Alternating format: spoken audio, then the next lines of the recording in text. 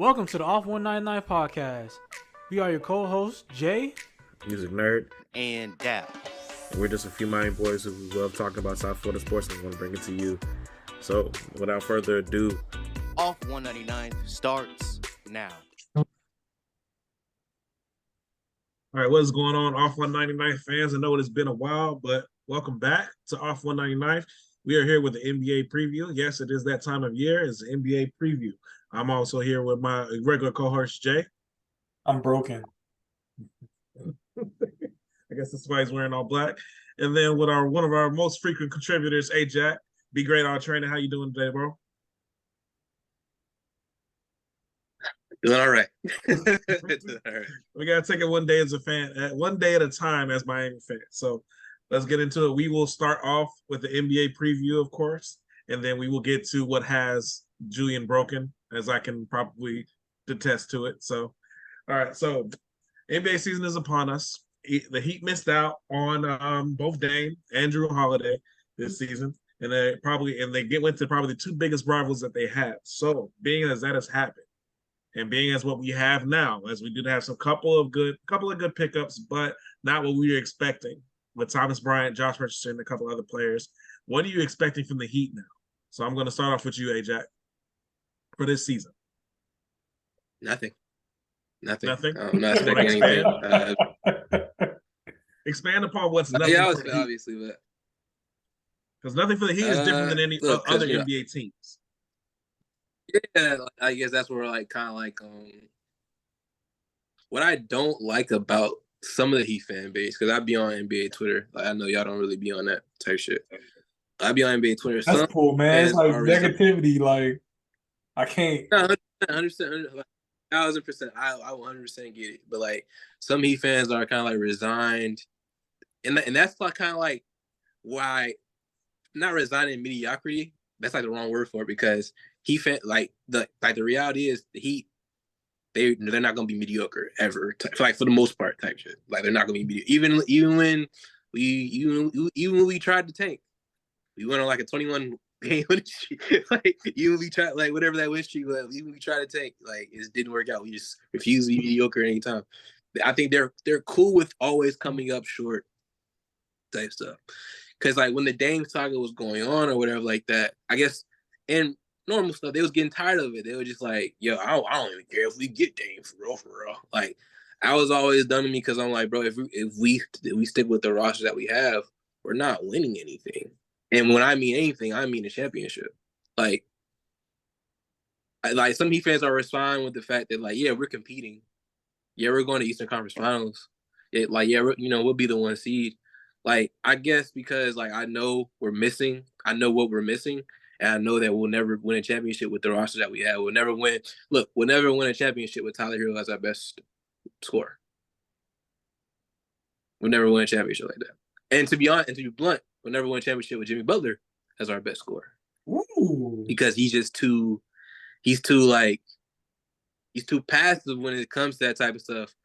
He's too passive. Either he can't stay healthy, a la this year or whatever like that, or it's just too inconsistent. 22. Obviously, they go back to that Celtics series, the highlight of it was kind of like that game 6 and 7, but games 5 and 4, he was awful. Like, he was awful. So it's like, I know it's kind of like, I expect nothing because I know what the result's going to be with the roster that we currently have. And it's very discouraging. And I'll be wearing all black too. I'm coming from work. And this is the shirt that they give me for work. Okay, so I'm trying to stay complete. You know what I'm saying? I'm trying to stay complete. Because, like, I know what the end goal is going to be. Because I give us this respect. I would not be surprised if we won the East. I wouldn't be surprised. But I know we're not winning at all. Because I know. Go ahead. I don't. Because it's like the way with our place, like the reason why getting Dame was so important, because with how our roster is constructed, Bam and Jimmy have to try so hard on defense. That's like the key. They have to try so hard on defense, and they have to try so hard on offense. They have to try really, really hard on both ends of the court. Bam is our defensive hub, and What you said? Offensive help. What I'm saying is like they have to create their own shots, and it would be better if there's someone that could be create shots for them. All that shit. Even with Tyler, Bam has to constantly set screens for Tyler to get good shots. Bam has to constantly set screens for Duncan to get Duncan good shots. And the way Jimmy Butler scores, it's very tiring. He has a very rough way of scoring the basketball. Like on a regular night for Jimmy Butler, it's gonna be like a lot of inside stuff. It's gonna be a lot of post ups. It's gonna be a lot of up and unders. It's gonna be a lot of and ones. It's gonna be a lot of fouls. It's gonna be a lot of free throws. That's a lot of wear and tear on the body. If they would have got Dame, that would have taken off so much pressure on them on the offensive side of the ball. So much pressure, and they could have added a lot more defensive talent in the offseason because they added Dame. Dame is an offensive engine by himself. That's just the reality of it. He's an offensive engine by himself. And with Bam, he's a defensive engine by himself. Let's give Bam whatever you can, and he'll carry at minimum top 10, top 15 defense. And if you give him defensive tools, the best defense in the league. And we've had that the last couple of years. One of the best defenses in the league. The reason why not getting Dame hurt so much because he was the missing piece. Like, I would have been like, we winning that thing if we would have got Dame. But now you send him to our biggest rival, or one of our biggest rivals in Milwaukee. And for years, people have talked about Giannis and Steph, you know what I'm saying, as like a tandem because, the rumors were floating around before he signed the extension of him going to Golden State. And now you get him the next best and Dame, the top 3 shooter in the world, and now the best inside presence in the world on the same team. Like, mind you, I still feel like I wouldn't be surprised if we beat Milwaukee because that's just how. I don't know if it's like a mental thing we have over the East or whatever like that, but anytime we play them type of teams, like, we're always gonna compete. But yeah, I'm with Julian. I'm broken because I know what the result's going to be. It's not going to be a championship, and that's what I want. I don't care about Eastern Conference championships. So, yeah. All right, Jay, what do you think? Honestly, for you to say that you don't care about Eastern Conference championships, look how far we've come as an organization, as a fan base. We are really arrogant. That's cool. I understand how far people hate Yeah. it. But I get it. I understand. I'm of the opinion of, I understand what Austin was saying. Even last year, this time of the year, where he was upset that we didn't have Donovan Mitchell, and it's hard to argue that if we had our Donovan Mitchell on our roster, probably could have won the championship. It's hard to argue that we wouldn't have won, especially seeing how the playoffs went. But it's just the nagging feeling of if Tyler Hero was healthy, what would have happened? And it's just like I've said that for 2 consecutive seasons. It's been 2 consecutive seasons now. So now it's like you have that nagging feeling of what if, but it's like, if you can't be healthy for the playoffs, what use are you? You feel me? But man, I'm as a fan, I was one of those fans that was like, if we don't get Dame, it's all right. It's whatever. We still have a strong core. We can we can compete. We could have another run. Like, I wasn't like right now. I'm not hung up on trying to get. It sounds horrible, but I'm not of the opinion of I had to have a super team to win the championship. I need to win the championship right now with a super team.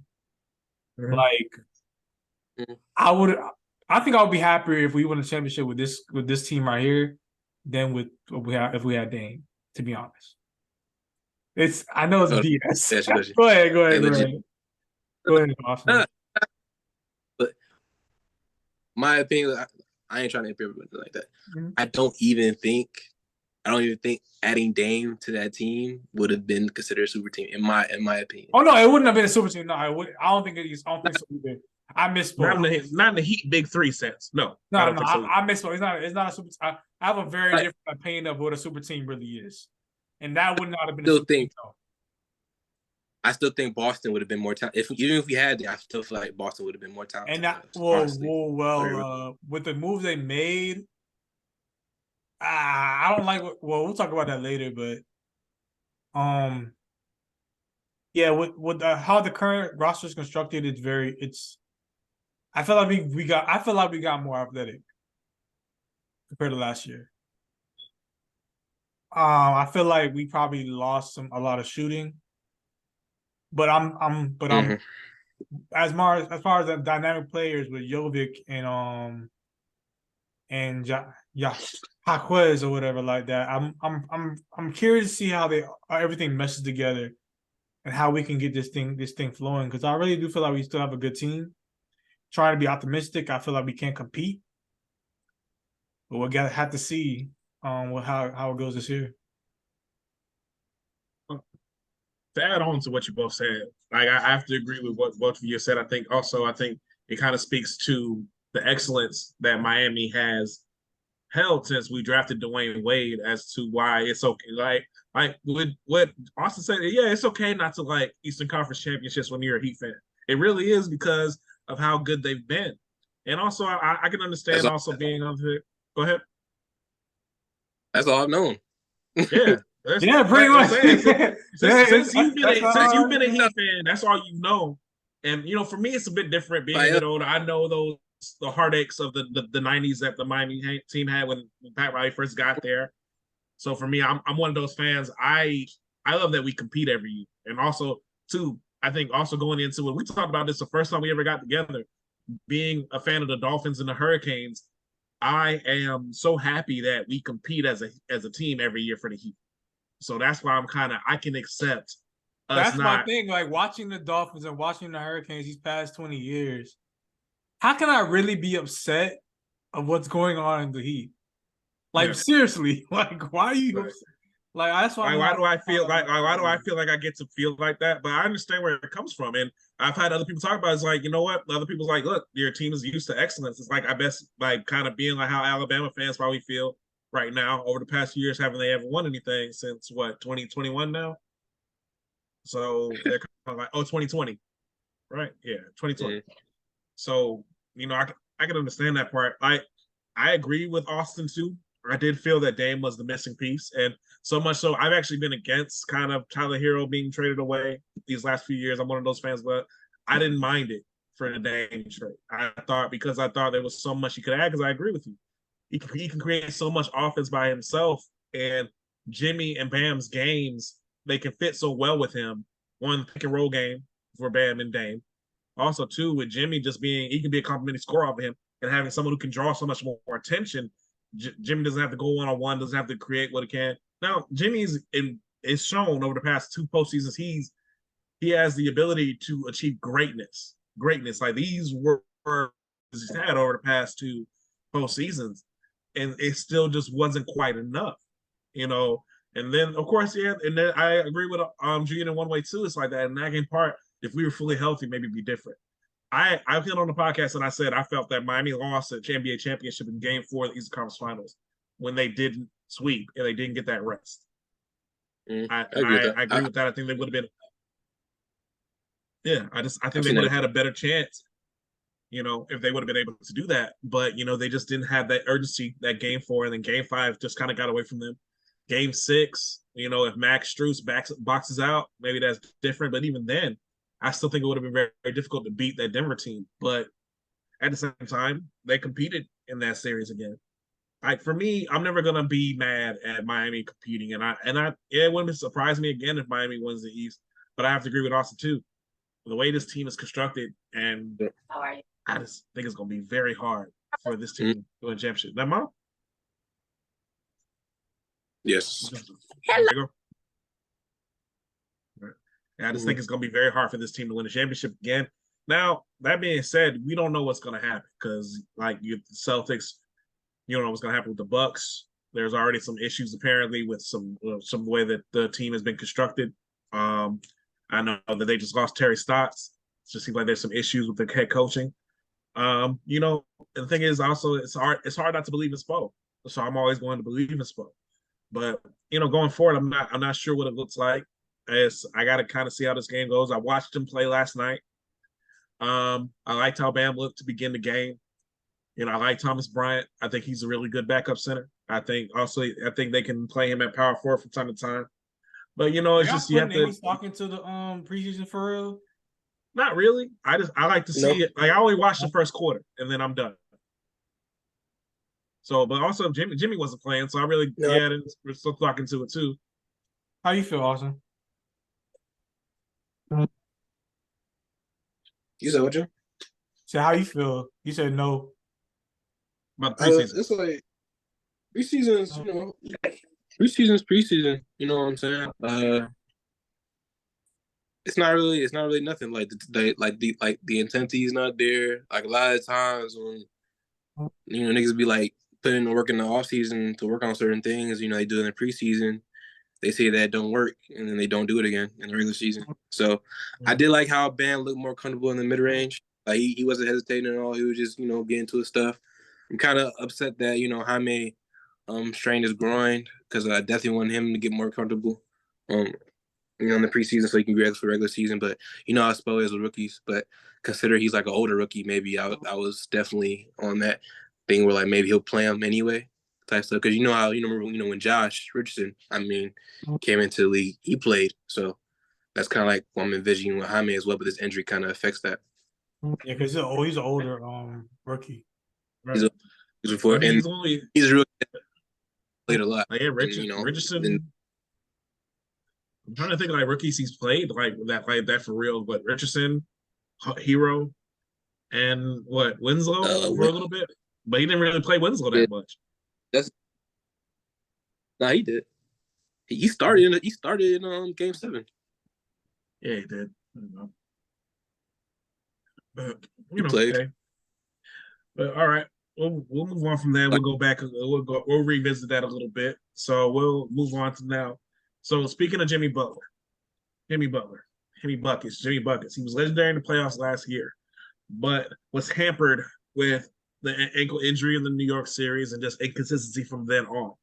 So how much time do y'all feel he has left in his prime? And two, what can we expect from him this season when it comes to carrying the Heat, or being again as he is once again the best player on this team?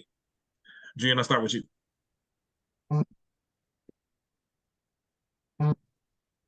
I think honestly, it's hard for me to say that, and I'm being realistic here. I don't want to be, but like I want to be realistic. I think his window is closed. You think last year was his best chance? Yeah, I think last year was his best chance. With the way he was playing, the role he was on. And we might have had a different story if he didn't injure his ankle too. But I think his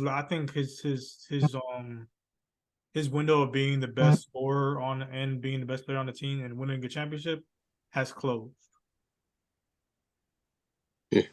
And I would love to be proven wrong, but from what I've seen, I think it's closed. What do you think, Ajay? Can't really. I was gonna say he probably has 2 more elite years left as one of the best players in the league this year and next year. That's another reason why I was really upset that we didn't go all in. Because you read the reports about how the Heat has handled this offseason. Like if they wasn't gonna go all in for Dame, why didn't you just go get Bill for a lesser price? You know what I'm saying? Well, that's the thing. I didn't understand what happened with the Beal thing. Can you explain more so? Because I've just read conflicting reports about all of this. Barry Jackson, he's one of the most locked in. If there is a source for the Heat, it's probably him. The Heat legit said they didn't have it. Like they didn't have the level of interest that made Bill feel wanted. You know what I'm saying? So Bill wasn't going to waive his no-trade clause for them. Yeah, because if it's like we'll take you. Like Bill's not gonna waive his no that. Like I don't blame him. Like you know what I'm saying?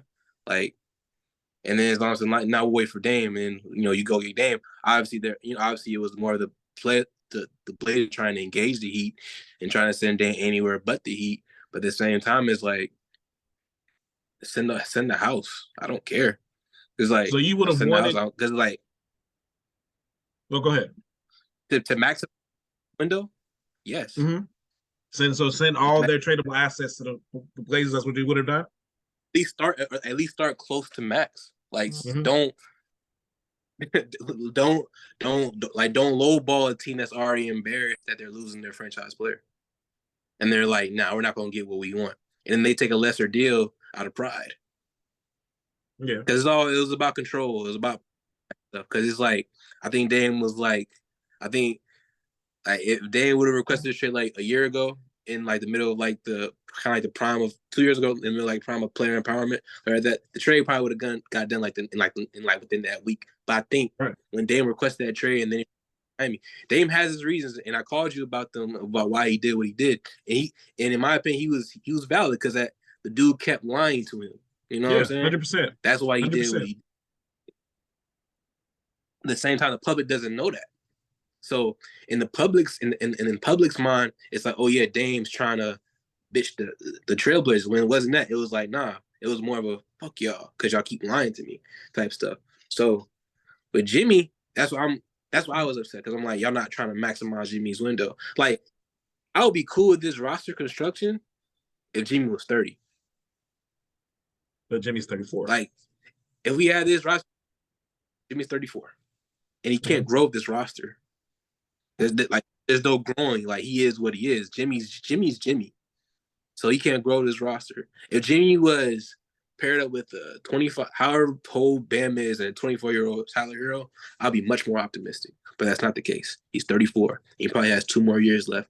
Maybe one. It may be his last year. And for all we know, as Julian said, last year may have been his last year.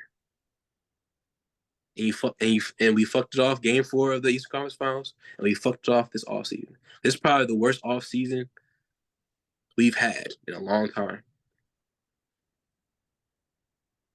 Yeah, everyone. A long time. Because every player that Miami was linked to, Miami did not get because they were told, everyone was told they were waiting on this Trailblazers thing. But then also there's these reports now that they really never thought that they were getting him. We made no obvious upgrades at anything. Yeah. Anything. So that part, we made upgrades, but they're not obvious upgrades. They're not like you can make a legit argument that Josh Richardson is better than Max Strus. Cool, that's fine. I don't mind that. You can make an argument that Thomas Bryant is better than Cody Zeller or Dwayne Dedmon. Cool. But are they obvious? No, because the stats don't match it up. The analytics where doesn't match that. They both say Zeller and Dedmon are better than Thomas Bryant. They say Gabe Vincent and Max Strus are better than Josh Richardson. So to Julian's point, we may have just that's why I was so disappointed about this offseason is that like Jimmy may be done in terms of like if he's still elite anymore. And Bam and Tyler, they're not there yet. That's just the reality of it. Bam's probably the best defensive player in the league, but the best defensive player in the league doesn't carry teams to championships. You know what I'm saying? He had to be more than that. And Bam's not there yet. So were you not? So is it not encouraging, but being as Bam's postseason? Because he was a top 10 player in the postseason, the way he played, in my opinion. And other opinions and other outlets, they labeled him as a top 10 postseason player. Do you think that do you think that translates into the season? Jimmy's never, like, as he said in his interview, he's never really going to care about regular season. He's going to turn around the playoffs. And I don't blame him. He's 34. Like, he shouldn't have to carry us. I'm talking about Bam. Can Bam step? Because Bam was a top 10 player in the postseason. Can Bam step up? Can he become a top 15 player this year? I mean, he's a 20-point scorer who is the best defensive player in the year, at least most versatile. Can he step that up? Can he become that? Or is his game too limited? Because I think that's part of it. As his passing, his pick, his mid-range is excellent, but it's hard to carry when you don't have a 3-point shot and don't have more game and stuff like that, especially now you have an aging point guard at best with someone like Kyle Lowry. And then you don't have a point guard to get you easier shots. It's all on you to create your own shots. So not this year, man. If Dame, look, why I love the Dame, because even with the diminished Dame, that still made stuff easier on Bam. So that would have made it easier for Bam to emerge. Because you got even with I still feel like Dame's gonna be elite this year, maybe next year as well. But even with him diminishing, Bam still would have just having Dame there as a threat would have made stuff so much easier for him, so much easier for him. And you have no idea how good it is for a basketball player to constantly get easy shots, and then those tougher shots at the rim looks like ocean. You know what I'm saying? Because you're already in rhythm, and Bam, rhythm offensive player, like when he's cold, he's cold. Like he's cold. Like the Boston series, he was cold and it was spooky. It was rough. But when you can get all them easy shots or whatever like that, because even the Boston series, they just loaded the paint against him, and they had to make others beat him in whatever shots he took. They were tough shots. So I don't see it this year with our roster construction and our lack of point guard talent. Yeah. All right. So, all right. Well, that brings us to my next point when it comes to the East. Then, what's the Heat ceiling this year, gentlemen? Then, what's their floor?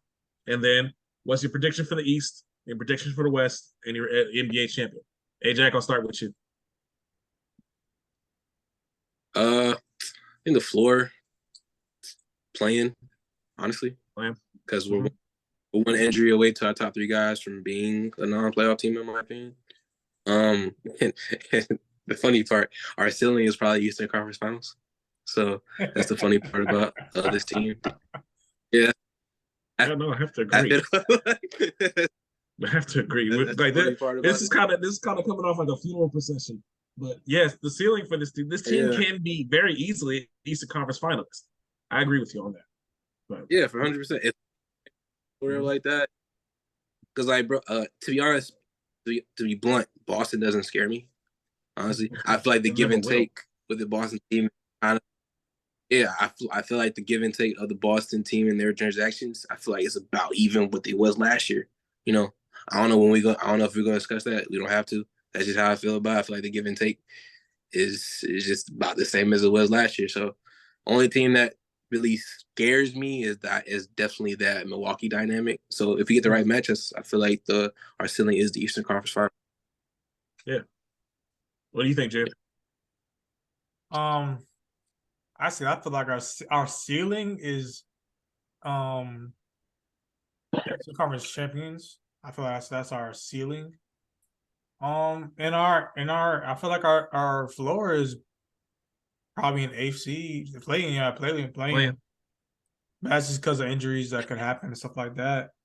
But I feel like we have enough to get to the end of the finals again. And I'm curious, in both of your opinions, what needs to happen for the Heat to get back to the NBA finals? Like how do our core players boost up their game? Like, in my opinion, if you can get Hero to score close to 28, 29 a game, yeah, I know. But and you can get Bannies like 21, 22, or even maybe 18 and 12.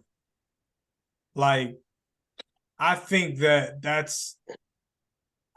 might be enough to get where you want to won, and then they keep that consistency during the playoffs as well. And then you could have Butler here and there having one of those games that he's capable of, but Hero still putting up those numbers. Go ahead. And you could have Duncan being consistent throughout the year of being a good 3-point shooter, and him keeping on developing in his game as it is. I really do feel like, well, I don't feel like it's just like what needs to happen. I feel like. And then you don't miss that Lillard dynamic anymore because Hero has developed into that Lillard. If he can, but that's a big step forward that he has to take. Yeah, but that's what he's aiming for. We'll see if it happens. But in your opinions, what needs to happen for that to happen? Like, do y'all agree with me? That needs to happen for us to get to that height? Yeah. If Hero's averaging 30 points a game, then yeah. I mean, that does take a little bit off of name. But the thing is, the way his game is shaped up, and I think Austin was talking about this, a lot of it is predicated on getting picks to get he's a pick chaser. and ready to get some open shots. Now he hits tough shots. He has that ability. I think him and Jimmy are probably our two toughest tough shot makers, but his game is predicated so much on others being able to get him open shots. I think that's tough. So I think for him to take that, if he's able to become someone, if he can take his assists from 5 to 7, I think that's a big thing too. If he's able to find a way to get Jimmy and Bam easy shots instead of Jimmy and Bam getting him easy shots, that's different. Because also one thing that was talking about, like how everybody was saying how Caleb Martin should have won the MVP for the Eastern Conference Finals. I mean, Caleb Martin played great, and I think he's going to be a big part of what we need to do this year too. But every highlight that you look of Caleb Martin, Jimmy Butler is getting him open shots, getting him passes, wide open shots, creating for him. That takes so much out of what Jimmy needed to do that series. What Jimmy was doing at the first 3 games of that series. We have to find a way to keep Jimmy, Bam, Tyler, our scorers, as fresh as possible for the season, and then make it a 16-game season. I think that's the best. Think you need Caleb to hope for start a championship.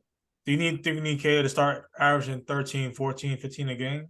As close to mid-teens as possible, I think, for Caleb. I think Kevin Love needs to be able to have a couple of those games where he can, turn back the clock, get 20. He doesn't have to average 20. If he averages close to double digits, I think Miami is fine. He needs to average more than 5 rebounds a game though, to take some pressure off of Bam. I feel for this team to go forward. And one, Kyle Lowry. Kyle Lowry has to average double digits, and he has to get to like 6, 7, 8 assists a game. And I don't know what that looks like, but that's what he has to do. But I think that's going to be almost impossible. He's almost 40 right now, and he's dead set on being a starter too. Honestly, I think it may be better if he comes off the bench to control his minutes as well, because I think he was just more effective in the playoffs when he came off the bench that way. But that's how I feel. What do you think, Austin? I see what Julian's saying with like, what do we need? Like, it was funny because like there was like a tweet. Somebody asked like, what would your team need?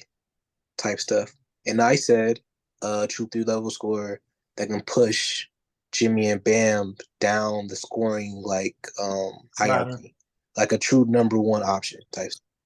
Yeah, a true number 1 option to push them down the ladder. Even with Tyler, I felt like.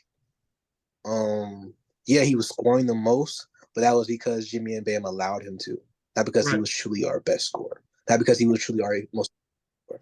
It was that Jimmy was like, yeah, let him let him develop, like let him do that. But Tyler's never like our true number 1 scorer type stuff. So if Tyler develops into that true 3-level scorer, then yeah, for sure. But I don't see it because the thing is with Tyler, it's about he needs to be a 3-level scorer and then learn how to get easy shots for everybody else. Like a Jimmy. He still hasn't mastered that. Because it's like that first preseason game he had, people was hyping up his preseason highlights. I'm like, bro, there is no difference to what he's doing than what he did last year. Same stuff. He's getting a screen to get his own shot. If he doesn't have his own shot, he's going to pass it to Bam. But with the offensive hub, like a Dame, a Steph, a Luka, like in that ilk or whatever like that, they're calling for a pick and roll because they're reading the whole floor. Not because they're looking for not because they're particularly looking for their own shot. Mind you, that's a big, that's why I'm kind of discouraged, because that's a big ask for Tyler to make. That's a huge jump for him to make, and I don't see him doing it. But another pathway to that is if you're forced to have Jimmy and Bam as your number 1 second option, is to lessen the load on them on defense and increase the spacing. That's why Kevin Love such a godsend at times, because him being really a sniper at the 4 and then be able to rebound too, lessen the load off Bam and Jimmy's shoulders because there was more spacing, and Bam didn't have to focus on rebounding as much too. And with that, Jovic coming to the, because this might be like a home run, but if Jovic is able to duplicate some of the stuff Kevin Love does, and then some of the stuff that Caleb Martin does as well, being able to attack closeouts, get downhill, get rim pressure, and then being like a Kevin Love, being sort of a sniper, shoot like around like 36, 38% from the 3, then that would give us a good chance as well. But those are two, like, the things that we're describing right now. Those are 2 home runs, and I don't see them happening this year. Yeah. So yeah, it's kind of like hopes. And even with that being said, like this team is still a very good team. Like, I think at worst this is probably at worst the 3rd best team in the East right now, because I don't think the Knicks didn't, in my opinion, did not get better. At worst 5th, honestly. Yeah, at worst 5th. Yeah, I mean, yeah, it's like if that team takes a leap, then they're probably better than us. Mm-hmm. So I mean, it is. So I mean, that's what it needs. I have to agree with that. So and to speak on Boston and to speak on Milwaukee, as there are things there's going to be some chemistry issues, and the thing is, Boston's always dealt with chemistry issues. That's why I think Boston can't get over the hump. And I think we discussed this in the East, in the best team in the East of the century. The difference between the Heat and the Celtics, in my opinion, has always been leadership. And I don't see that being any different because they lost their best leader. We talked about in Marcus Smart. Yep. And now I think Jrue Holiday is an excellent leader. I really do, but I'm not sure.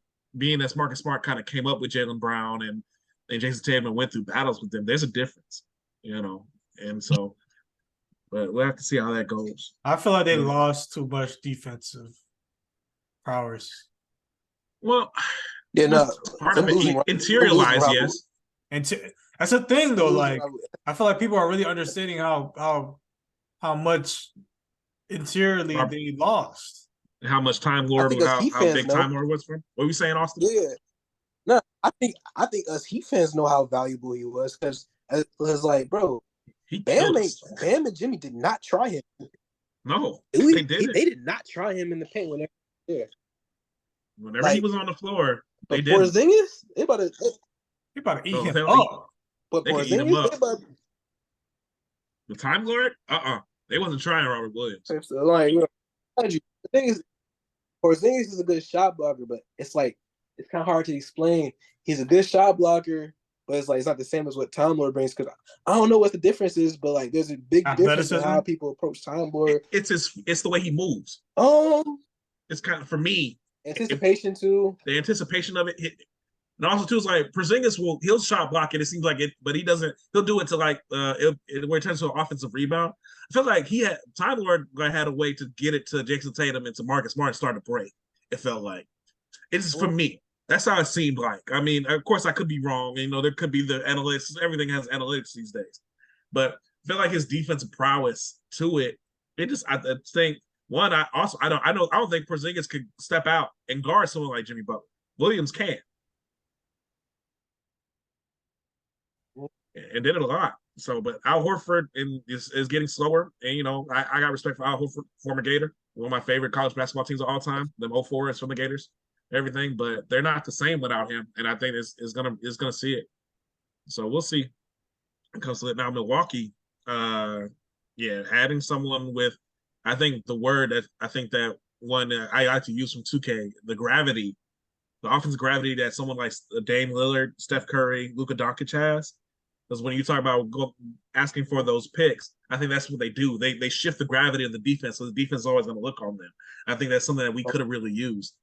Yeah, but doing that on Milwaukee, when you have someone like that, when you have someone like Giannis, and then adding a 3-level scorer like that to it, Milwaukee's offense can be really, really dangerous. Now, of course, they take a step back on defense a little bit, but I feel like they have enough defense if Chris Middleton is healthy, that they can kind of make up for it.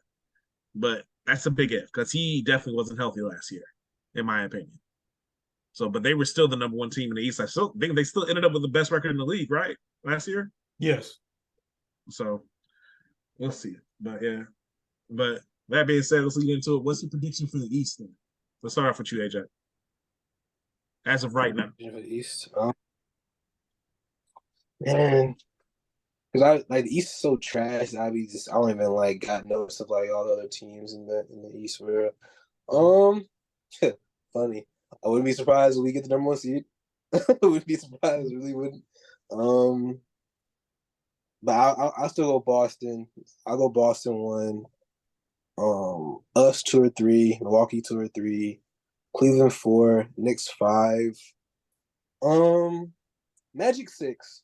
Magic 6. I do think the Magic take Pistons 7. Pistons 7. Nets 8. Now I think the Wizards are going to be terrible this year. I'm not buying into the Jordan Poole leader hype. I'm buying into that shit. He's going to score. He's going to score a lot of points. He's going to do what Devin Booker did. He's going to score a lot of points for a very bad team. People really. No, I get the whole dynamic of him getting punched by Draymond or whatever like that, and him like kind of going into himself at the same time. Like I watch every Golden State game. He's still very, very immature. Like it was ridiculous how immature. He's ridiculously immature. He's not a leader yet. Like soon, but not yet. But you gotta go through them things. I'd be forgetting.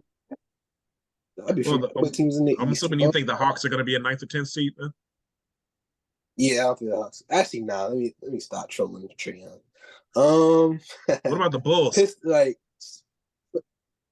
Bulls outside looking in. The Bulls gonna be. I'm good. Yeah, like good thing you remind me about teams. Whatever. I had Hawks 7, Pistons 9, Bulls 10, Bulls 10, Wizards probably 11. Hornets. Other teams. Hornets. You said what? Hornets. The Hornets. Charlotte. 13. 12, 15. Yeah. We don't need to go that far. Down there, basically down there. Yeah. Whatever like that. Yeah, bro. Like that's it. Yeah. That's as far as I'll go. Like, yeah. Other than that, everybody else I got to thought. What about the Pacers? Ooh, I forgot about the Pacers. What did I have 10 again? My fault, Phil. You what I have 10? Chicago? You put Chicago 10, I think. Put Chicago 9. Put Chicago 9. All right. Well, then you put the Pacers. No, I'll put the Pacers. I put the Pistons 9. Mm-hmm. Yeah, like sub the Pistons out because I think the Pacers are better than the Pistons right now. So I'll put the Pacers 9 8th? Or whatever like that. I wouldn't be surprised if the Pacers I wouldn't be surprised if the Pacers get like 5th or something. Mm-hmm. It's like because they can sneak up on some people, but yeah. Okay. Yeah. East is terrible. But yeah. Yeah, dude. What do you think about the West? What about you guys? Well, what about you, Jack? What do you think? What do you think about the East? What about you, Jack? Oh, my bad. I'm not gonna give you a full rundown like he did. I'm just gonna give you top 4, bro. Because all right, I don't know that much about the East to be like, yo, this team is better because a lot of like unknown. But I'm gonna give you Milwaukee 1, Boston 2, Heat 3. Because of what's going on with 76ers right now, I'm gonna give you Cleveland 4. 76ers. Did you mention them? Yes. Yeah, I don't think he mentioned the 76ers. I forgot them. You forgot them too? Like, I heard. Yeah, I forgot. I didn't even think about that. But yeah, that's my 4. That's the bad. I'm gonna go ahead and give my West right now because like I have Golden State winning the West right now. I just don't believe in Kevin Durant leading a team. What do you think? Prove it. Prove it to me. I'm not hating on him, but like, prove it to me, bro. Nah, bro. It's just funny, like the perception of him. I mean, I feel like he brought it up on himself, dude. What, bro? I feel like he brought it on himself, dude. Nah. Yes and no, because I don't feel like he deserves the slander he gets about like the whole leader thing. Because him leading OKC, that's something that not a lot of people could do. You're right. Not a lot of people in the NBA are leading the expansion team. I just feel like him. I don't know. Maybe I'm being very naive. Is like I feel like you could have made it work with Russ somehow, some way. Now is it just a personality thing, or I don't know. I don't know their personalities, and they just didn't fuck with each other. But like, You know, No, actually, I don't think it was like that. I just think there's. I really do think it was roster. That roster was. I told you. I tried to explain it to y'all how poorly that roster was constructed around him. That was really a bad roster for him. No, I think he looked at it. I truly feel like the. You go ahead. Yeah, go ahead. My fault. No, you're good. It's like I truly feel like that. Like that was truly a him. Like that roster doesn't work without him. It didn't work. It didn't work without him. Like I mean, they needed Russ to have. They needed Russ to break a triple-double record for them to get the 6th seed in the West, and then to lose to the first round to a James Harden team. His best shot making. Yeah, he had to have his best shot making season he ever had. And then they brought in Paul George next year to substitute a little bit of what Kevin Durant did in terms of shot making. But he was the only shooter on that team. Yeah, and mind you, I do think Kevin Durant is an overrated 3-point. If they had JJ Redick, that team would have been nice. Yeah, it would have been way better for sure. But that he was legit the only. He was the only spacer on that team. Mm-hmm. Like think about everybody who played on that, like the last OKC team. Think about who was in that starting, like who was in, like the rotation. He was the only legit spacer on that team. That's very true. Because you're not. It's like you're. But it's like you're not. That's how they lost to Golden State that year. Buckets 3-point shot. Yeah, they couldn't hit 3-point shots. Like they just. Mm-hmm. Like you're not respecting Serge Ibaka's 3-point shot, bro. Yeah, they compacted and everything, and then like of course Mm-hmm. Clay and Steph had 3 phenomenal games. Of course, Game 6 Clay. I was wow, but yeah, he's right. Mm-hmm. When you look back on it, it really was. I do think that Kevin Durant gets a little bit more hate than he should. As far as leadership, I think the dynamic of. Go ahead. My fault. I'm sorry, bro. But no, I think the dynamic of him and Russ. I think the dynamic of him and Russ. I think they meshed together well as leaders because of the way that they were as I think they presented a complete leader. But you sometimes you have to look around and be like, okay, it's like trying to put a square peg in a round hole. Like something that's what it ended up being, and I just don't think it worked. I was never mad at the way Golden State got together. I know people were like, "Oh, that's cheating. That's this, that's that." I'm like, look, Golden State looked at what it needed. Kevin Durant looked at what he needed, and they needed each other in that moment to get a championship. And so they went together. They got 2. Should have got 3 if he didn't get injured, or even if Steph doesn't tear his ACL in Game 6, they probably still get that championship the way he was playing that game. I think that's one thing to think about. Like, there's a little bit of revisionist history, and then if that happens, how do people view Kawhi? But that's a whole other conversation whenever we have a West roundtable. But yeah, as far as that goes, like I do think Kevin Durant gets a bit of a bum rap. I do think Phoenix fixed a little bit of his depth issues with this trade when they're getting rid of DeAndre Ayton.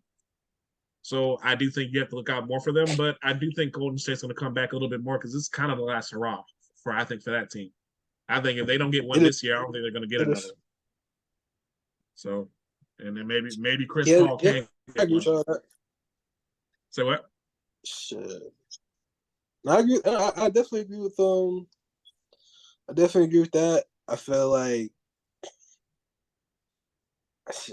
I just feel like Kevin Durant gets like a lot of hate.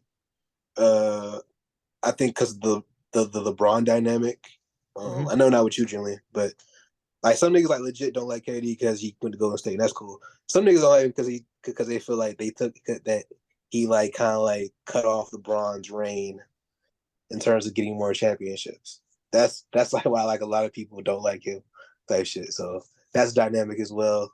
I feel like him not being a leader and shit is a little bit overblown because it's like I just feel like that's overblown because he people forget because it's like that's what kind of bothers me. Yeah, that's what kind of bothers me about like NBA discourse in general. Because I remember after Clay tore his ACL or like that, and then Steph was on that team in 2019 with the Warriors. They was like, nah, Steph got to prove it to me. He got to lead the team without this and without that. And I'm like, bro, like he's already done that. Like, do y'all forget 2013? Do y'all forget 2014? He's already led a team to the playoffs before. Like I know niggas be young, and I'm young as well, but I'm not that young where I like forgot him. Yeah, that never crossed my mind. That never even crossed my mind. Right. It's That's easy to forget what I'm about your saying. revisionist history. That's what I'm saying. Yeah. Like it's right. Revisionist history is like, bro, like I know, like before they like reached like their prime, you know they had careers before that, bro. You know what I'm saying? Like before they started winning championships, they had careers before that, bro. You know, like before Kevin Durant went to Golden State, he had his own expansion team that he had to that he had to lead or whatever like that. You know what I'm saying? Like he led the team to the finals at 23. Like that's not like no Luka hasn't done that. Like all these young niggas, they didn't do that shit that young. So it's like that's not like no thing. It's like, oh shucks, that's not that big. Yeah, it's a big deal. That's some serious ass shit. Like obviously Kevin Durant ain't get it done, but a lot of niggas who didn't get it done until they changed teams. You know what I'm saying? Look, so it's like also, I feel like they ran into 89 leadership overblown. They ran into a buzzsaw. That Heat team is historically good. So I don't really blame him. Really quick before we move off of basketball. But y'all Mm-hmm. really for the Nuggets for y'all, for me, is like I feel like Bruce Brown is a really huge loss for them. What do y'all think? I agree with that. I think Bruce Brown is a huge loss for them. But you're saying, Austin? I think they drafted really well, and they probably have a couple of draft picks that if those draft picks hit, they can replace Bruce Brown pretty easily.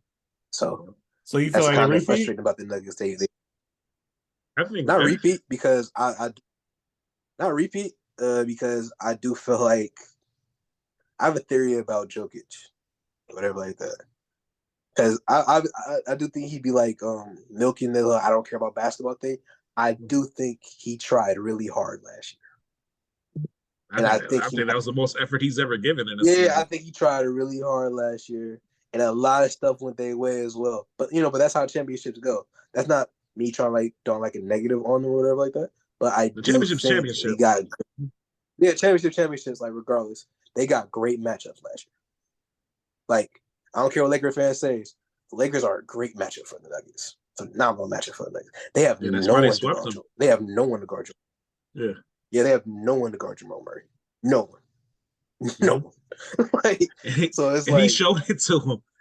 Jamal Murray and him and Jokic just absolutely dominated that series. I mean, dominated that series. Like I know everything was close or whatever like that, but still, y'all still lost every single game.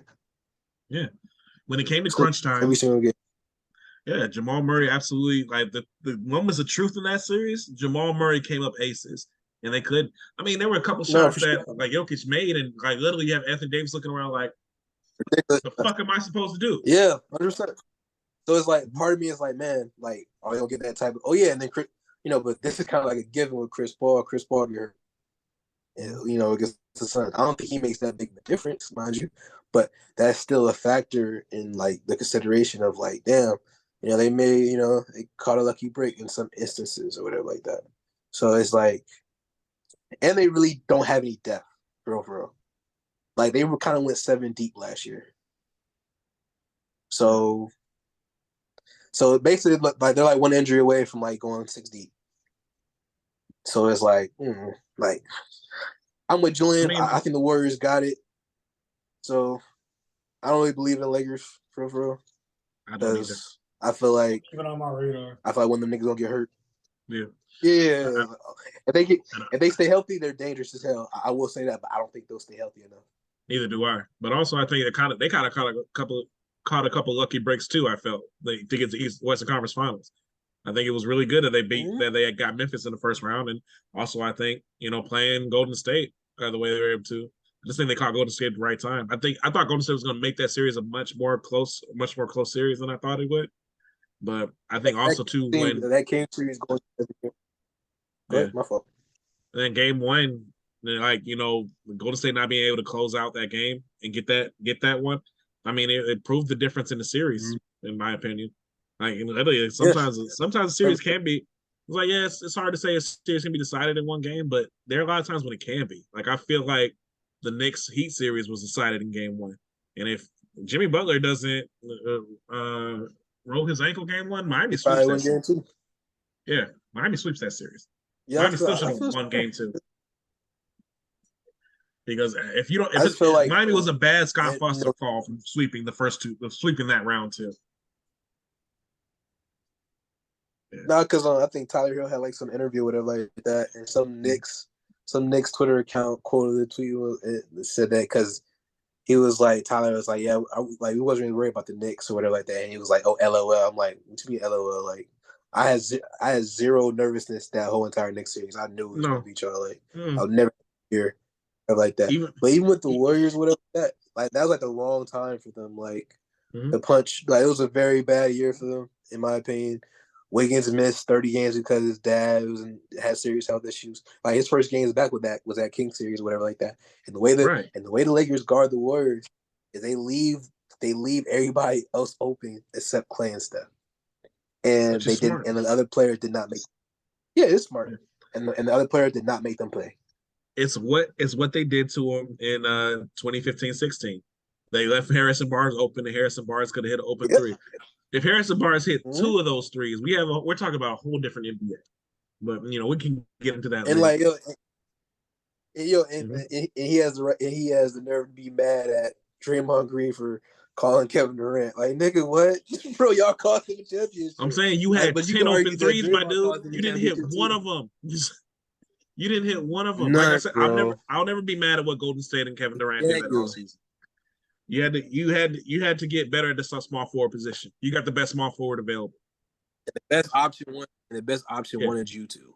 So and Kevin Durant, exactly, because Kevin Durant wanted more spacing in the offense he played in. Let's go to the most spaced out team to ever exist. So I'll never be mad at that. All right, so we looking at Golden State from the West. Is that all for us? Yeah. And for me in the East, top four, I do think Milwaukee gets the number 1 seed again. I think Boston 2, Miami 3.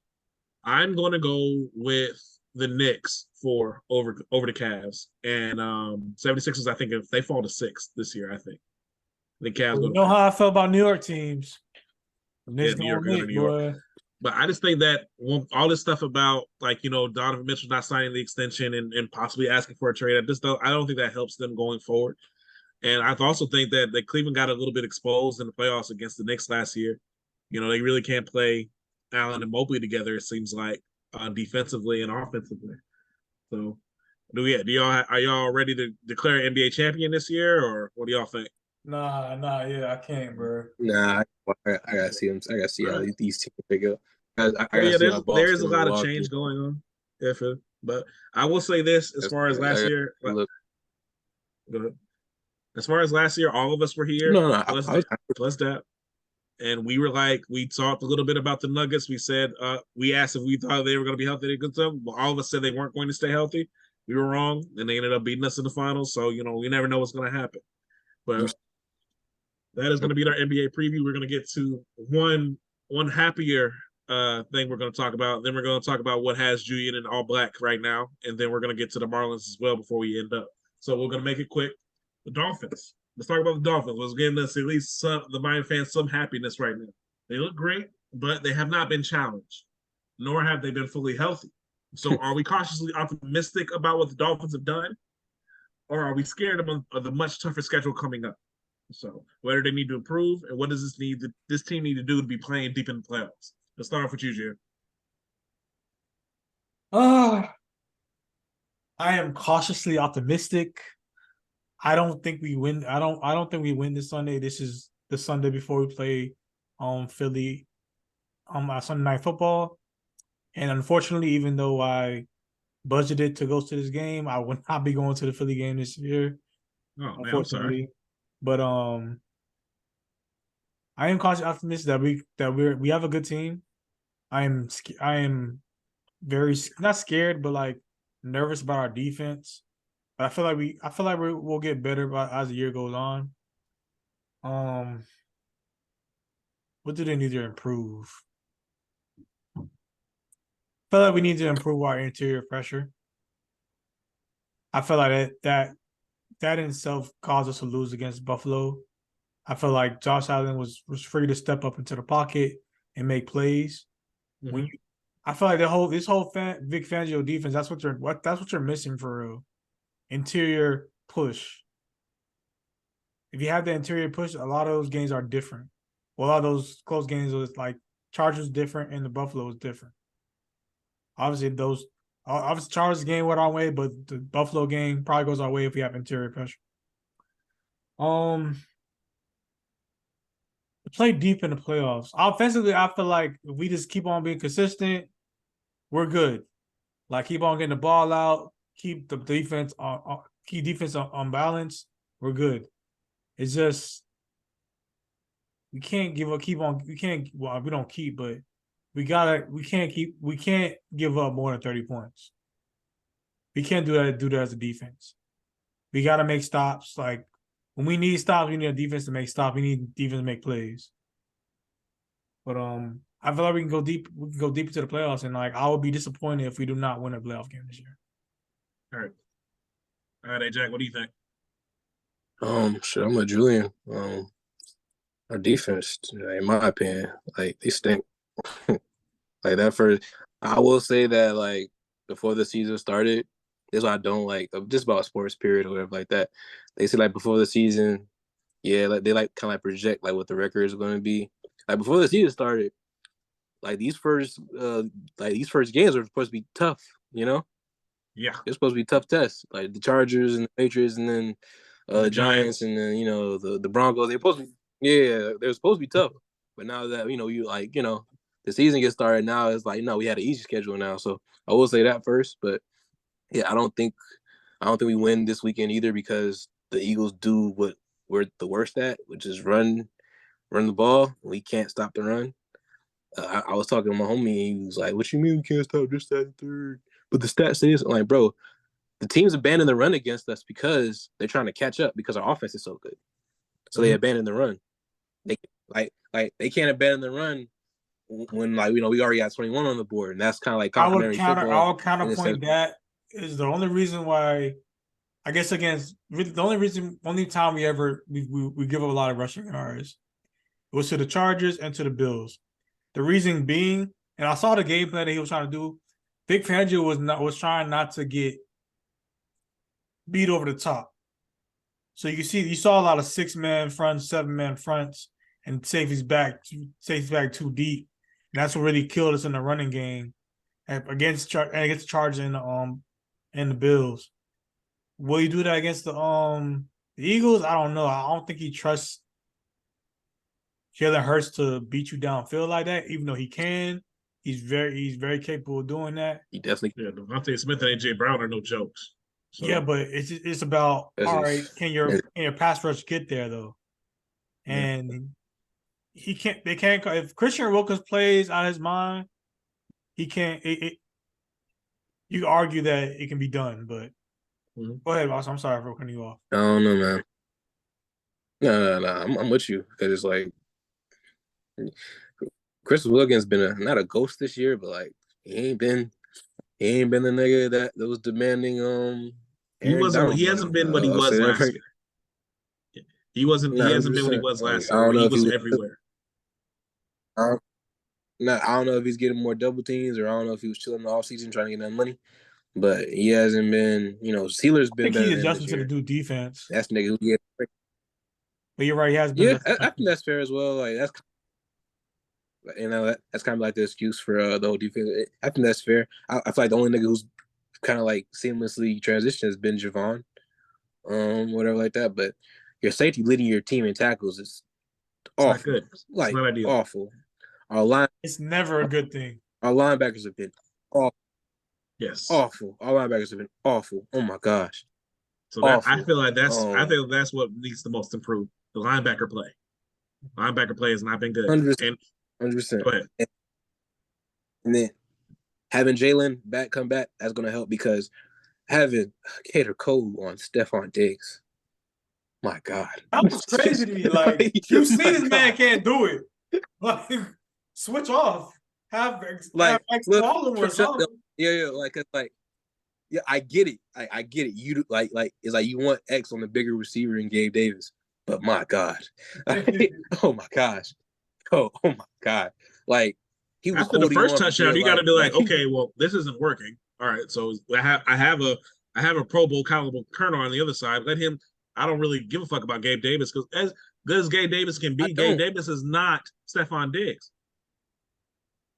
Like, bro, like, please. So it's like getting Jalen back is definitely gonna help. Like, that was the plan with Jalen, to have 2 lockdown corners where like that you don't have to worry about that type of stuff. No, it's crazy. That's always been the plan. That's been the plan for like 5 years. 100%. 100%. Exactly. 100%. That's how this defense has always worked. This defense has always worked on having 2 lockdown corners. Man, that's how Miami's defense is. Look, never had it. Like up and down. Hey, as much as up and down that Byron Jones was, he was still better than what the fuck we saw. The Bills, bro. That shit was and I love Cater, but he needs to stay his ass in that slot. I never wanted to be outside corner again. But yeah, exactly. Cater Cole was a great slot corner. Cater Cole was a great slot corner. Great slot corner. He is not a good never wanted to be a boundary corner again, bro. Like, stay your ass in the slot. So Jalen's probably not gonna be playing for like another 2 weeks. I don't want him to play for another 2 weeks because like the way him coming back from a meniscus tear in less than 3 months is freakish. Yes. Freakish. Like, that's ridiculous. I do agree. Take the time and get healed. Yeah, so it's like, that's just me. So yeah, like the defense, offense has been phenomenal. Like, I honestly have no complaints about the offense. Even with the Bills game, it's like we didn't have Connor, so it's like, that's tough. And we had Liam Eichenberg as our center, so it's like I'm not even mad at the offense for like because the way that game was going is like whoever blinked first was going to lose, and we blinked first. It is what it is. Like, we lost the game. Yeah. So you look at the stats of that game though. It was pretty even. That game, it seemed like the Bills just made more plays, and that's kind of something when I did my predictions, I predicted Miami would lose that game because of that. I think home field advantage in games like that are so important. So I think it's hard to beat a team like that on the road. Like, for me, like I said, I have no complaints about the offense. Got people with, Tua shouldn't be throwing interceptions in the red zone. I'm like, look here. Miami in their off games are scoring 30 points at pretty much will. He threw it in the Giants game. He threw a red zone interception. The Giants game, I watched it. Miami could have easily scored 50, but they always scored 31 and won by 15 points. But at the same time, it's the positive. Yeah. Yeah, go ahead, my fault. At the same time, that defense didn't give up a touchdown. That was good. That was a good step forward. I know it's the Giants, but still. And they were able to get the ball out to their players. Now, it sucked a little bit that we lost the chain, but then again, Miami's still going to be fine. Like, offensively, there's no problem. But yeah, the linebacker play has got to improve for Miami to be a Super Bowl contending team. You get about everyone say, oh, Miami starts off tough, but that's the thing. I hate it when it's based on last year. You don't know what these teams are going to be at until we start playing. I always knew the Giants were going to suck this year. I've been saying that. I've been screaming that loud and clear for a long time. But the Giants were a playoff team last year. Look out for them. I'm like, look, when you don't treat your best player like that during the offseason and then can expect to have a good season the next season, it just doesn't work like that. Especially when you pay someone like Daniel Jones. And I know people. It's just not a good idea. Not a good idea. I'm really surprised right now that Saquon Barkley keeps saying he wants to stay with the Giants. I understand. Like, he said it again today because he says he doesn't want to get traded. I commend the man for his. I really do commend the man for his loyalty, but he need to get up out of there. That's a barn fire just waiting to happen. But that's that. And it was supposed this first part of the season was supposed to be difficult. But it ended up not being difficult because the teams that some of us probably who know football knew they weren't going to be good, but the so-called experts didn't see that coming. But that being said, Miami has done what they're supposed to do so far. They've won the games that they're supposed to. They lost the game probably they were supposed to. They probably weren't supposed to win that game. And like I said, I feel like the important game is going to be the one against Buffalo is going to be the last one in the season. That's what I think, because I think that game's for the AFC East. I think Miami can win it the way they're looking right now. So I think that Miami has got to improve their linebacker play. Jalen Ramsey coming back, and also I think Jalen Phillips coming back and him getting healthy is going to help out that defensive line. Want to take some pressure off the interior defense, let them kind of be themselves because Jalen Phillips plays really well against the run as well. And we're getting enough out of Ogba, we're getting enough out of Chubb. we're getting enough out of Andrew Van Ginkel is playing really well. He's probably the best linebacker we have right now, and that's not good enough, to be honest. But I think Miami they need to keep on continuing to improve. Barometer, like really going to see. Like I don't think they're going to win this weekend either. I think on my predictor, I had them losing this game, and so like I'm actually with my predictor, I'm like 11-1 so far with my picks for Miami and the Dolphins, but we'll get into that later. But I think I'm really impressed with what I see so far, so I'm cautiously optimistic. But there's some things they got to improve, but hopefully when we get healthier, we can. All right. So anything to add about the Dolphins? One thing, I don't know if I should say this, but I know the thing that beats us is a good linebacker core. But nobody has that core except, the Bills used to have it when they had Milano. They don't have it anymore. The Niners. Yeah. And I can't think of anybody else who has a linebacker core that will beat us. Because you have to have good linebackers to beat us. And I don't think anybody else does. Thinking. Maybe the Chiefs. Maybe the Chiefs. That's a big one. Maybe the Chiefs. Yeah, but the Chiefs are just a well-coached team all around. So the Chiefs are going to be a hard out. No, even a well-coached team, you can't really stop us unless you have a good linebacker core. Like your linebacker core got to be elite. Maybe the Ravens with Roquan. Yeah, maybe the Ravens. Ravens have a good Chiefs, 49ers, and I guess not the Bills anymore, but yeah, I think those are the few teams that can actually like do anything. I don't know a lot about the Eagles. I know they have a good D line, but a good D line is not going to really do anything to us. Really, the Eagles have a good D line. That's they like. I got friends who are Philly fans. They be complaining about their linebackers all the time. So no, they're not. Their linebackers are really good. Like they had, like they were signing niggas off the street to try to play linebacker for them. So Miles Jack, they tried to sign him off the street. Like that nigga retired like 2 weeks later after they signed him. So no. We'll see. We'll see about that. That's right. But that's where he was at. Oh, that's not good. But that's not good. But we'll see. I mean, there's some things that Miami does well that the Eagles struggle with, but we'll have to see. This is going to be a good game. It's a good barometer. No, they nervous about because I guess they don't have I don't guess the Eagles kind of like short on corners. They was if Darius Slay doesn't play.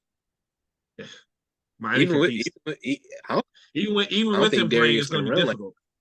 I don't think Darius can run like that. So even because he's not going to be able to stay with Tyreek and Jalen, but a well-coached team can put someone over the top and make it minimal. But Miami has no problem thinking it does. Someone need to stop force feeding Tyreek, man.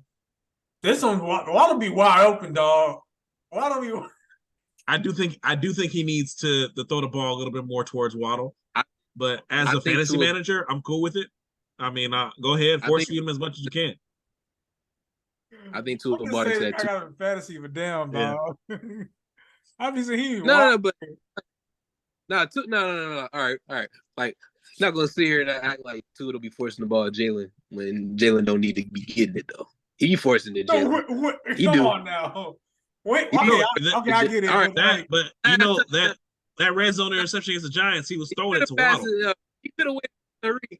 He could have waited for Tariq to get him because he was going to get over, but he feel threw like it he'd be like, damn, across his body. I get Jalen a ball in a while. I got to get him the ball. That's what he's trying to do. But then he forces it to Jalen Waddle. That's what he does. But it's like the simplest I be feeling like Waddle be getting frustrated sometimes, bro, because he know he be open, bro. Nah, I be seeing it a little bit. I do be seeing like a little bit. Like, I be seeing it, but that nigga hurt. So it's like, you can tell he's hurt. So yeah, he's not himself. Jalen Waddle's not 100%. You can tell. He's not as electric. Like you can tell because he has some type of like oblique groin, like something in the midsection. And I already know that stuff hurt, especially with him type stuff. Like, but the way he runs, the way he accelerates, because he runs like that straight up type. I know that tough, but. I don't know why Waddle does this. Why does he jump into catches? Like if he just ran under it and caught it, it'll be a lot more game. Because even with the bomb to that not the bomb. Yeah, the bomb that threw to Tyreek. If Waddle got that same thing, he would have ran. He would have jumped into it. Yeah, he would have turned around and jumped into it instead of running under it. That's something he's got to learn. Run under it. It's like, bro, like I know they watch film, like so it's like, bro, just run, Waddle, just run under it, bro. I just think that's just how run under it. That's how it was at. That's how it was at Bama too. That's why I think they got him the ball so much in like space. I remember. Yeah, he made a lot of catches jumping up and stuff. I'm like, bro, you don't have to do it. And then it'd be looking like Tua is underthrowing him when like, nah, they could just run under it, bro. Like you're fine, just run under it. So sometimes I feel like he'd be feeling like another defender coming or something like that over him. I don't know. That's possible. Maybe he feels that. But another thing too, do be throwing hospital balls, bro. Like he be trying to fit that thing in there, man. Like, and I think Jalen be like making business decisions. Like one of the past he threw on, because I was watching the QB school on tour. He tried to fit in between 3 defenders, and he got it. I was like, Andrew, he got in there, but that, bro. Yeah, he's like, it's a memorial. Like, what, bro? He be throwing them hospital balls, man. So I was like, I don't think Waddle not getting the ball is that serious to me. It's not that serious. I think when he's hurt, damn, dog. I do think he's trying to force it to him too, because I want him to do well. I want him to do well because I don't want to worry after Tyreek's contract goes up. I don't want to worry about what's going to happen to the receiver core. I feel like Tyreek goes to retire because he already said he will retire after this contract. No, I think Waddle. You just replace that money with Waddle. I think that shit lines up perfectly. Like when money with Waddle, I think that shit lines up perfectly. Honestly, it does. That's why I was like, I'm actually not worried about. Yeah, it lines up perfectly. So it's like, I agree. I think it lines up perfectly. I think so. You just gotta keep on acting through. All right, let's move on to why Julian's wearing all black. The Hurricanes. Yeah. All right. After an incredibly embarrassing loss, Miami came out fighting against North Carolina, but couldn't finish the deal. So, what needs to happen to salvage this season? And what does a salvage season even look like for the Hurricanes? Since you're all in black and you came to mourn, I'm gonna let you go off and start, Jay. But honestly, I think the third quarter when Tyler threw that interception, I stopped caring about the season, bro. That was it for me, bro. Like I was like, that's it for the season. That's it for me, bro. I'm like, I ain't about to be sad like 2 weeks in a row, bro. Like, nah, bro, you ain't gonna get that out of me 2 weeks in a row. That's why. I'm sorry, I'm not gonna get that out of me. That's why. Like, I refuse. After last year, though, you already broke me last year, bro. I'm gonna be. My Dolphins are good. I'm not gonna be sad. I'm like, oh, whatever. I got Dolphins tomorrow to watch them. I'll be happy. I'll be all right. Like honestly, like to me, the salvage season, for me to even feel good about the season, you gotta win out. Period. You gotta win out? Yeah. No exceptions. Well, either you win every game except for FSU game, or you win out. Other than that, I don't care. I would stop caring, bro. Like if y'all don't win this, like I feel like this is a winnable game. It's a defining game where you've been beat silly by Clemson for so long that this is the year that you actually get them. Finish the job, and I feel like I'll be all right. Progress, but dog. Other than that, I'm done. I already told you this at the beginning of the year. I was like, I'm not gonna have those expectations. None of that. But being Texas A&M was like, hey, you know what? They're good. In North Carolina, That's funny. Georgia was an anomaly, whatever. But North Carolina came. That third quarter came. I was like, third quarter. It was like third quarter killed me. That was awful. It's like I can't even blame it on coaching, bro. It wasn't. I can't really blame it on coaching. No, they didn't execute.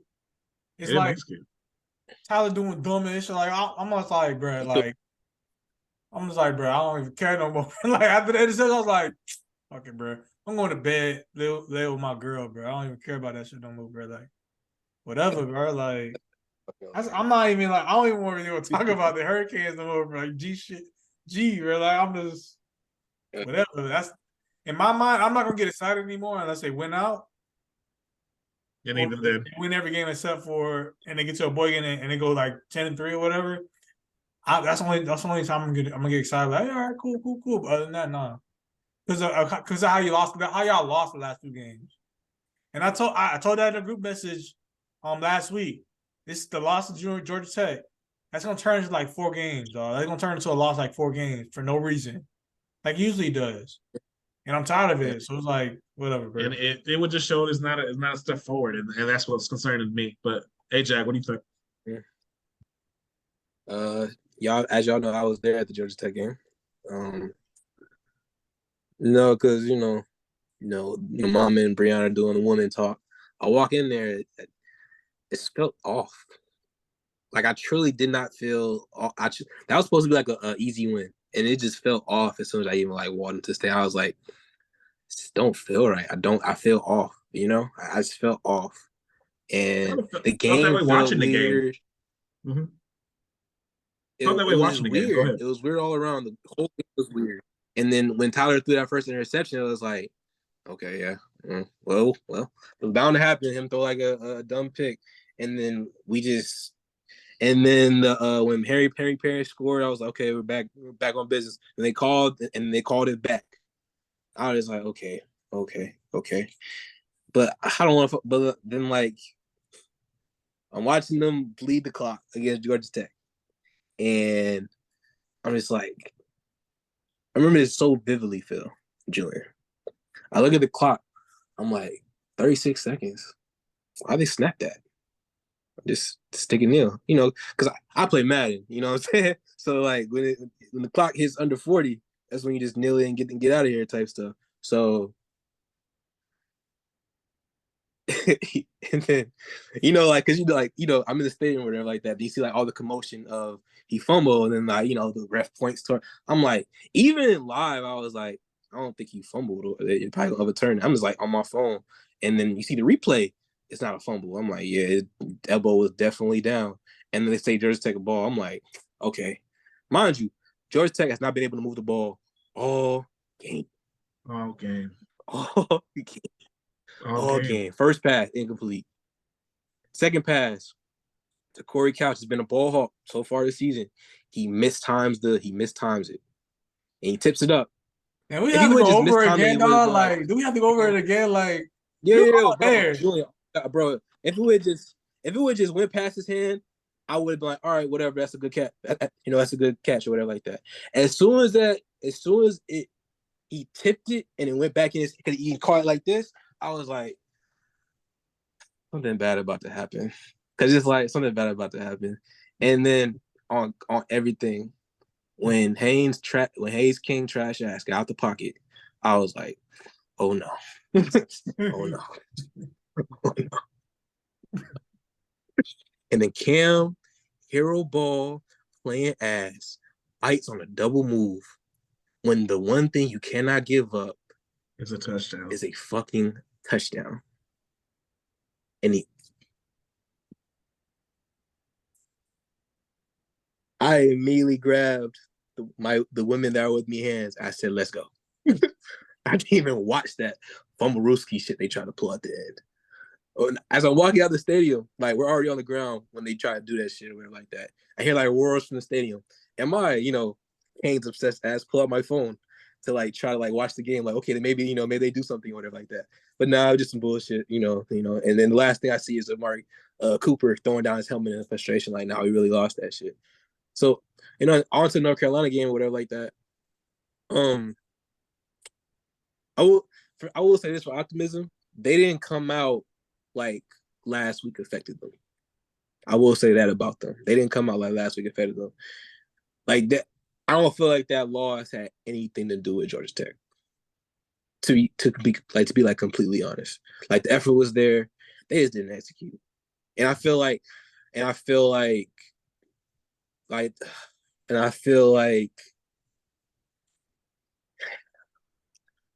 TBD and Cam, bro. TBD and Cam. TBD and Cam.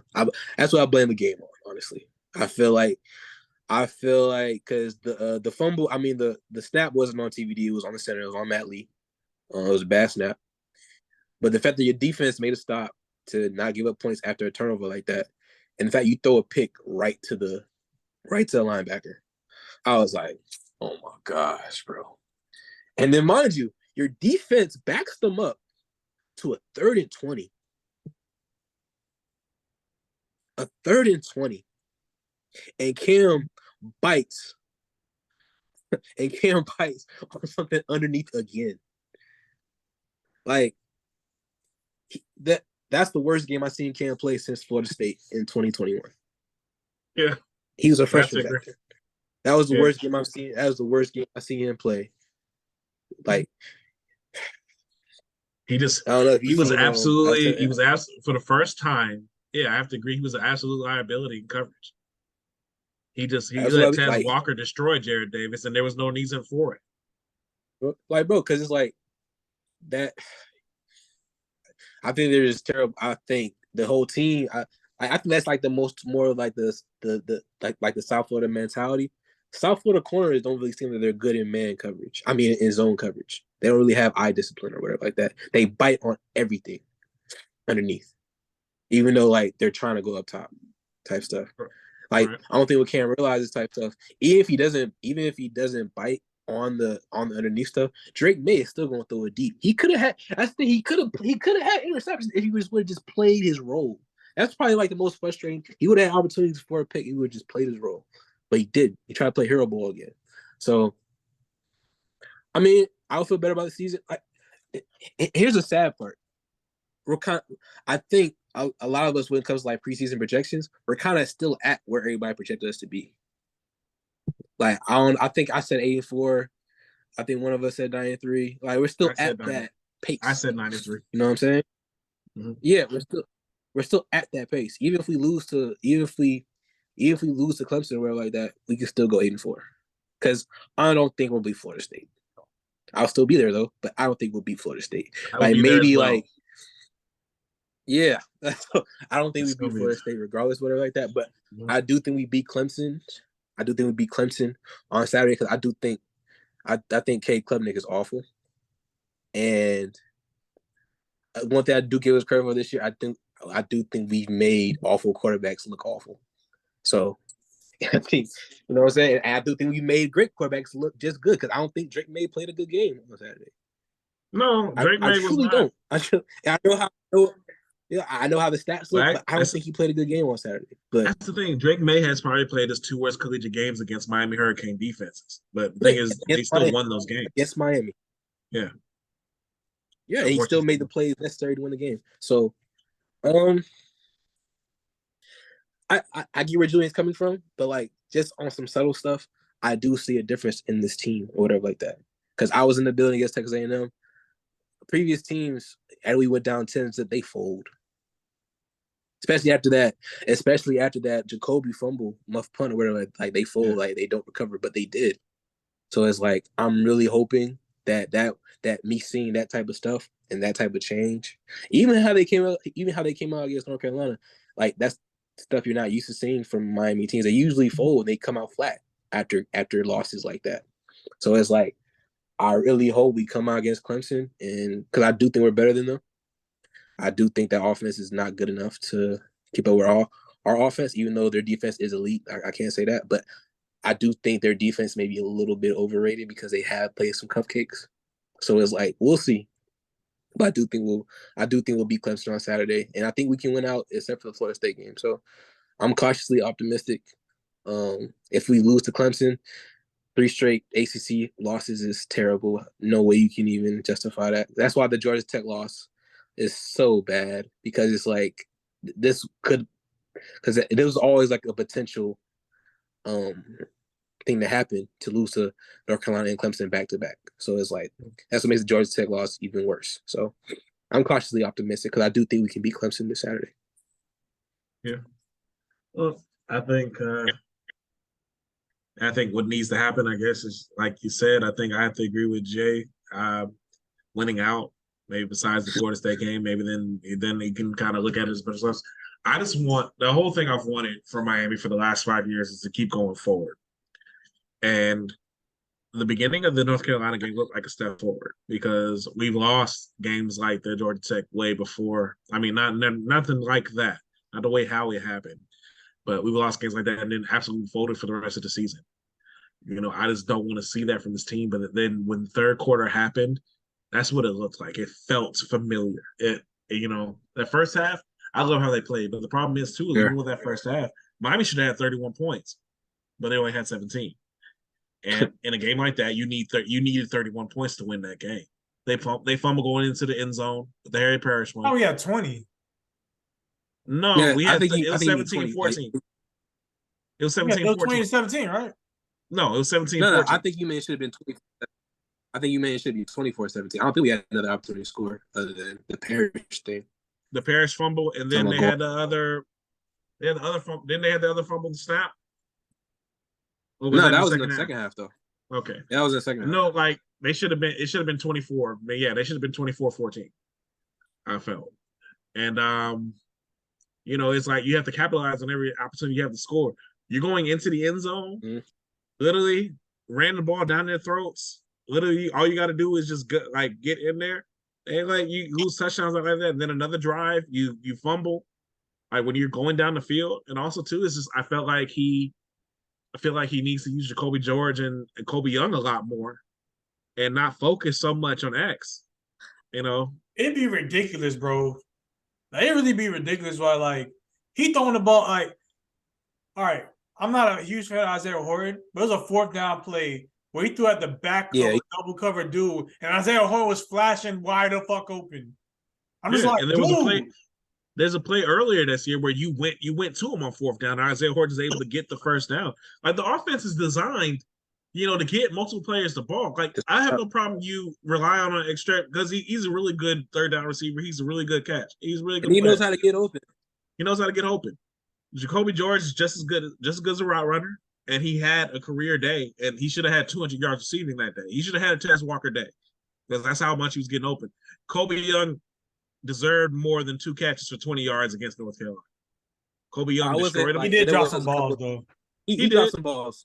He did drop some balls. He did drop some balls. I think he's supposed to make them catches. Like he's supposed to make them contested catches. He just didn't make those. And I understand that. I do, but I do think. Like one thing that I think that TVD did well against Texas A&M is that he kept going back after someone made a mistake. After Jacoby George had a drop, he kept going back to him. That's how he was able to get 3 touchdowns. You have to keep feeding the ball to someone who has like that with Kobe Young. You get his confidence up. Hey, look, I still believe in you. Go ahead. I'm gonna give it to you. You just got to go make a play. And I think he could have done that. I just think it's like you have to being a wide receiver is a lot about confidence. Yeah, you're gonna drop some balls and everything like that, but if your quarterback still believes in you. And there are going to be days that's not your day, but you got to keep that. There are 3 very talented wide receivers in this offense. The only wide receiver I feel North Carolina had that was better than any of 3 of them is Tess Walker. But I feel like he just didn't use them enough. And I think that hurt. And I think when it came down to it, also, just the execution in the third quarter lost them that game. But that being said, the salvage season, I have to agree they can only lose maybe one more game, and that's got to be the Florida State game going forward. I think they need to win this Saturday to salvage the season.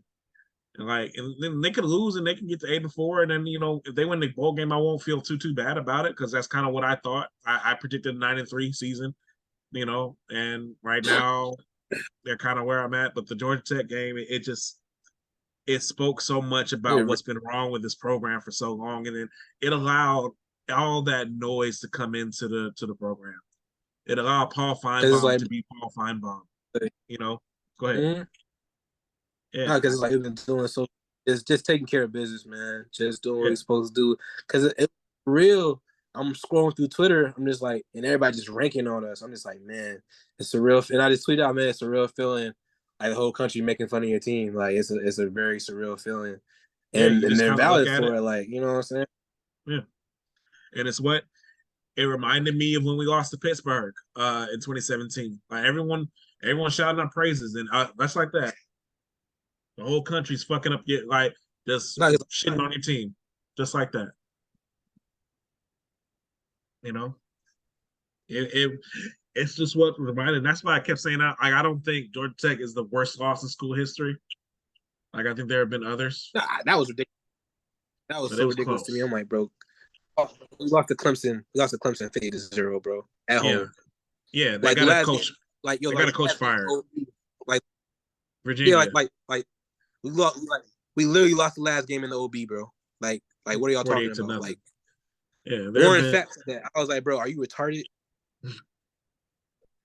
I know it's the perception that makes people say that. Bro. And also, too, people are going to love the rag on the Hurricanes. They always are because, we used to beat the shit out of everybody. So people are always going to rag on us like that. But, for this team, if they're able to salvage the season, they're able to get 10 wins out of this season, I think, yes, that's when I would start noticing. But it's going to be really tough to do that. But we're going to move on into our last thing. The Marlins made the playoffs, but they flamed out. They got swept by the Phillies. And I am happy about that. But I can't help but have this nagging feeling that something bad is about to happen when it comes to the Marlins. So, can the Marlins sustain this, or is another fire sale coming? No. Jay, what do you think? I think another fire, based off history, another fire sale is coming, bro. Yeah. Just get over it. It's like the GM just left too, and that's what usually precipitates it. That GM was like a placeholder. Like she had no real power. And that's why she left. Yeah, that's why she left. So she's not gonna have any say over whatever happens next. I know the owner. I know the owner is committed to winning. He wants to win, but just based off I guess we don't have the same president anymore. There's different people in there, so we might not do it. But I don't see us paying anybody. I don't see us. The whole reason why we lost this year. While we kind of sputtered out in the second half of the year, our starting pitching bullpen was so bad. Our actual bullpen was great. It's our starting pitchers that couldn't last. We got riddled by injuries in that department. Yeah, Alcantara did not finish the year. He won't pitch next year either. He's getting Tommy John. So we got to figure that room out. And you can't have years of Perez. You can't last a whole season as your ace. Apparently, so. We gotta figure that out, man. Honestly, I don't see us doing as well because we don't have starters. We don't have an ace. Like, it was a good year. It was a fun year. I really do wish Jazz stayed healthy. I don't know if maybe he's the top player that he can't stay healthy for a whole year, which sucks because he's such a talented player, man. It's a different team when he's in that lineup. They played so much better with him in the lineup. That's how they were able to win and get to the playoffs when he came back. He played so well when he came back. And it sucks because we played so much investment during the trade deadline. That was all right. They really all going all in and trying to get to that World Series. I kind of hate the fact that during a regular year that we made the playoffs and we didn't keep with the record of going to the World Series and winning the World Series. It sucks. Yeah. I really like that record because I was like, well, we get to playoffs this year, but boy, if we get to the playoffs, it's done. We get another one. So, but we can't say that anymore. So, but it sucks. But hey, it was a good year. Any thoughts, Jackson? Fuck the Marlins, honestly. And I understand how you feel. The Marlins, I feel like at any other team in Miami. The Marlins have given a reason to the fan base not to like them because of what they do business-wise. They make a lot of money, apparently. But the way they make money is like spitting in the face of fans. It's sleazy. Bro, it's like, I can just remember, bro, I've seen the same report throughout my whole, for like the majority of my life.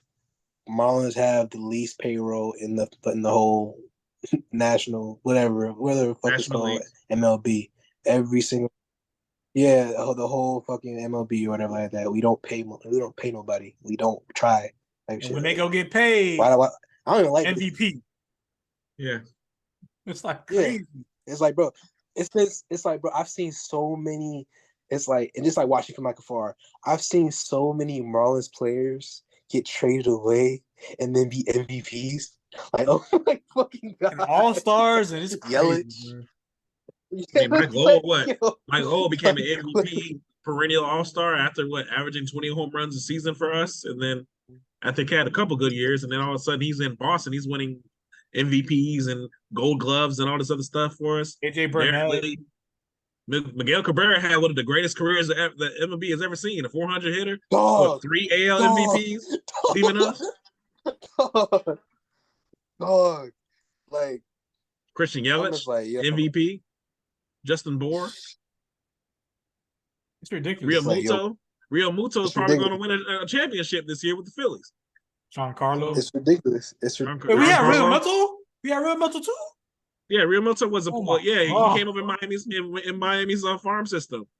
Miami had a lot of these players who are playing in the postseason. Like they came up. You look at a lot of these good players. They came up in Miami's farm system, and Miami traded them away for this. Even though we got Jazz from that guy from the Arizona, their ace for Arizona, he came from Marlins as well. Yeah. So yeah, it was like a lot of great players on other teams came from the Marlins farm system. The next time if they didn't come through that team's farm system check, they were probably more than likely 4 out of 5 times they were drafted by the Marlins. I'm telling you. It's just like, ridiculous. Bro, it just seems like every time they get like a good player, they just sell them off. That's been my life, or whatever, like that. But yeah, it's made it very hard. It's made it very hard to believe in them. And even someone like the Fernandez kid before he got killed, is like he was going to be in arbitration that summer. Yeah, and he had a really good core, but that kind of who knows if they would even let that core been like stay together. They would not.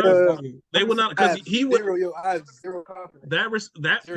He was going to command. He was going to command a huge contract because he was a Cy Young winner, and he was a base of the core. He was going to command a huge contract. Arbitration was not going to go the Marlins' way. He was going to be making at least like arbitration. I think awards you like 20-30 million a year in the MLB. He was going to be making at least that. Well, I don't know if the real life, but in the show it don't be that much, but in real life I don't know how real life works. It's like I don't know how that goes. No, but arbitration salaries aren't as big as what they get, like like how they get like 50 million a year or something like that in their actual contracts. Arbitration usually awards you 15 to 20 million. Usually. So I ain't gonna lie, the show definitely like put in my I didn't know how long it takes for them niggas to actually start making bread. It takes a long time. They make more than what the other players make, but no, you got to be in the league for at least 5-6 years. Like NBA, bro, I didn't 3-4, you make me. Yeah, no, you got to be. And then not even counting your time in the minors. Baseball. You got to make baseball to make bread, bro. You know how long I got to be in that baseball thing to get bread for real? Yeah. You got to be in there and not get hurt and actually perform before I get bread for real? Nah, bro. I could be like 28 already, like, and still. Yeah, until you actually get like a legit. Yeah, until you get actually like a legit contract. I was like, man, I ain't know that shit at all. Like, because I went to school with a couple. Cry had like a decent program or whatever. Like, obviously they transferred out as that's the tail of Crop. Crop like the Marlins. Cause bro, Carlton Davis went to Crop. Yeah. Crazy. So like, I knew a nigga that went to Crop or whatever like that. He transferred to America and he got drafted. So we followed him on Instagram. And I was like, and then I would finish college. That nigga's still in the minors. I was like, yo, when you gonna get like when you gonna get like brought up type shit? But like, nah, it takes a long time. Like, that shit, no joke. I'm saying. Well, all right, everybody. Thank y'all so much for joining us back. I know it's been a while since we've been out here, but we do appreciate y'all. I will be here with the fantasy tips later on this week, and we'll still be doing these weekly things. And we'll be back to see y'all probably in a couple of weeks. After what we see from the Dolphins, and probably updating you on the start of the season and everything, guys. So thank y'all once again for tuning in. I am Music Nerd. I'm here again with Jay. You. And I'm here again with AJack. And we're going to see y'all soon. Thank y'all so much. Y'all be blessed. Like, subscribe, share, help us out with the algorithm. Please. We love y'all. We'll talk to y'all soon. Peace.